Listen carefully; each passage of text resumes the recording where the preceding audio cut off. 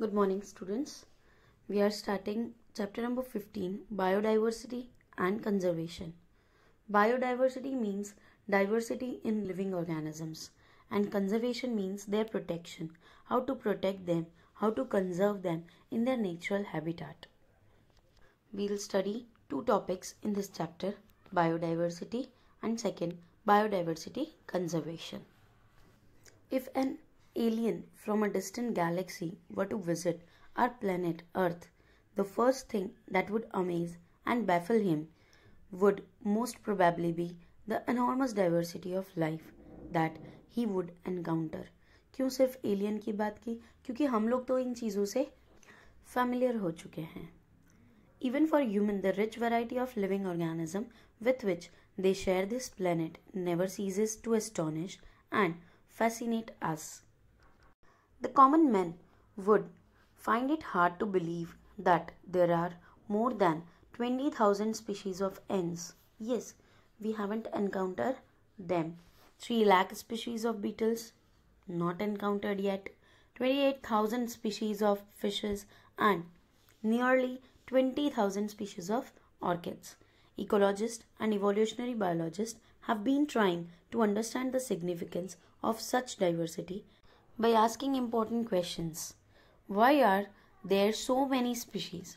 Did such great diversity exist throughout the Earth's history? How did this diversification come about? How and why is this diversity important to biosphere? Would it function any differently if the diversity was much less? How do humans benefit from the diversity of life? So all these questions are answered. Biodiversity.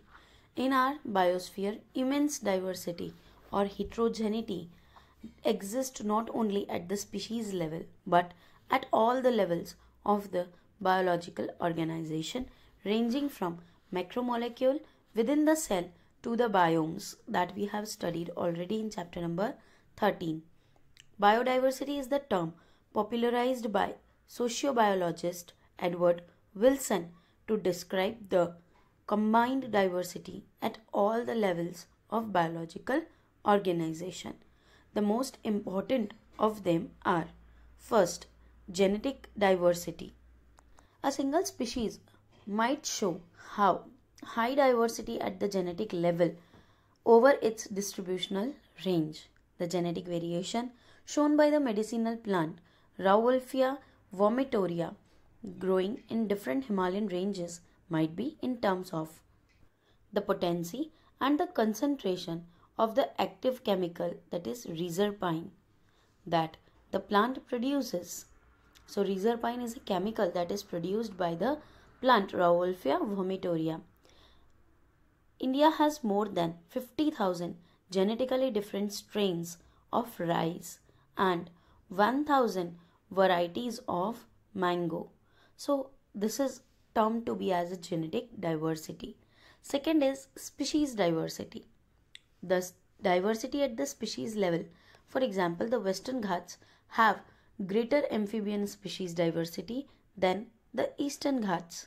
So that is species diversity. Genus will remain same, but one genus will comprise many species at a time. Ecological diversity at the ecosystem level.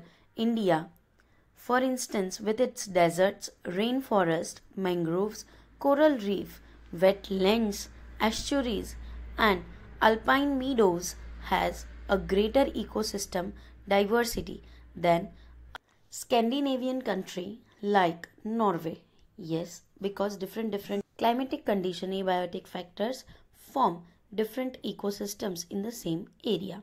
It has taken millions of years of evolution to accumulate this rich diversity in nature, but we could lose all that wealth in less than 2 centuries if the present rates of species losses continue. Biodiversity and its conservation are now vital environmental issues of international concern as more and more people around the world begin to realize the critical importance of biodiversity for our survival and well-being of our planet. Next is how many species are there on Earth and how many in India. Since there are published records of all the species discovered and named, we know how many species in all have been recorded so far. But it is not easy to answer the question of how many species are there on Earth. According to the International Union for Conservation of Nature and Natural Resources IUCN 2004, the total number of plant and animal species described so far is slightly more than 1.5 million, but we have no clear idea of how many species are yet to be discovered and described. Estimates vary widely and many of them are only educated guesses. For many taxonomic groups, species inventories are more complete in temperate than in tropical countries.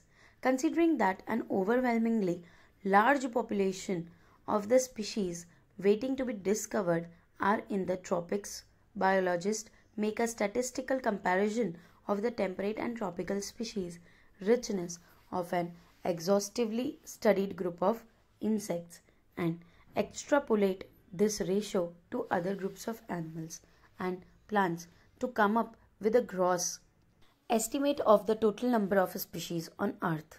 Some extreme estimates range from 20 to 50 million, but a more conservative and scientifically sound estimate made by Robert May places the global species diversity at about 7 million. Let us look at some interesting aspects about Earth's biodiversity based on the currently available species inventories. More than 70% of all the species recorded are animals, while plants including algae, fungi, bryophytes, gymnosperm, and angiosperms comprise no more than 22% of the total. Among animals, insects are the most species-rich taxonomic group, making up more than 70% of the total. That means out of every 10 animals on this planet, 7 are insects. Again, how do we explain this enormous diversification of insects? The number of fungi species in the world is more than the combined total number of species of fishes, amphibians, reptiles, and mammals. In figure 15.1, biodiversity is depicted showing species number of major taxa. Here are the invertebrates, vertebrates, and plants.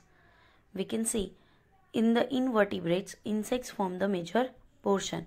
In the vertebrates, half is for fishes and the half will comprise the other more classes. In plants, what we see is majority of them are fungi and angiosperms. Very few are bryophytes, algae, and pteridophytes. So this is how the biodiversity is distributed. It should be noted that these estimates do not give any figures for prokaryotes.